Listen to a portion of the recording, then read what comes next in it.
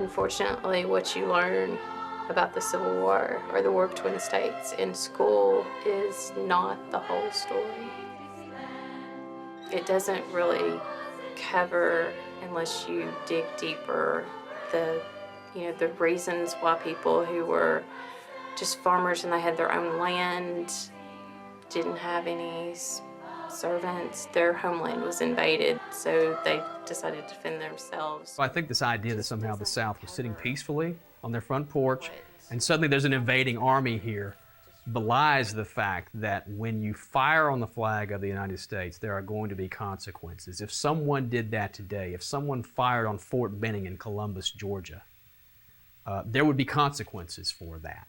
I salute the Confederate flag. It is really the first time in the world you have a republic founded upon the clear notion of white supremacy. We don't want to say, well, Confederate soldiers couldn't have fought for that because 80% of them didn't even own slaves. It's the only war, again, in which we let the personal motivations of soldiers tell us what that war was about. If you are fighting for a government that has that written into its constitutions, then you're fighting for slavery. It doesn't matter what your own personal motivations are. Certainly, most Tennesseans did not own slaves, we know that, but it really sort of defined you. And if it's so central to your being, your whole concept of yourself, this becomes something worth fighting for. Because however poor you were, if you were white, you were not a slave and you never would be. And even if you didn't own slaves, maybe one day you would. The yeoman farmer has no investment in a practical way in slavery. The term Confederacy then becomes not about slavery for many of those people. It becomes about these principles and these values, because those are the things that are being sold to them by the same elites that got into this war because they wanted to preserve slavery. There is no doubt that a lot of Southerners fought with the idea of protecting their homes.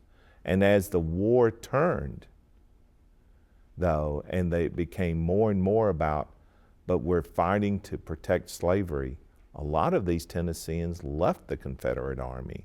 A story not often talked about because we don't like to admit that, but they were fighting to protect their homes, and they could do that by going home.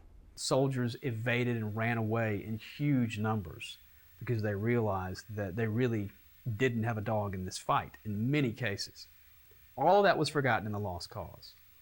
It was also a moment in which, again, North and South reunited.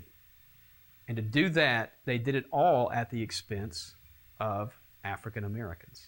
And when the two teachers near the end of the film say, we want to tell our side of the story, our history, this isn't about race, it's about our history, there is no our history. Dixie, away, away, away down south. America's history is a racial and ethnic history. And if we only tell our side, we'll never understand the complexity or I think some of the important triumphs of that history.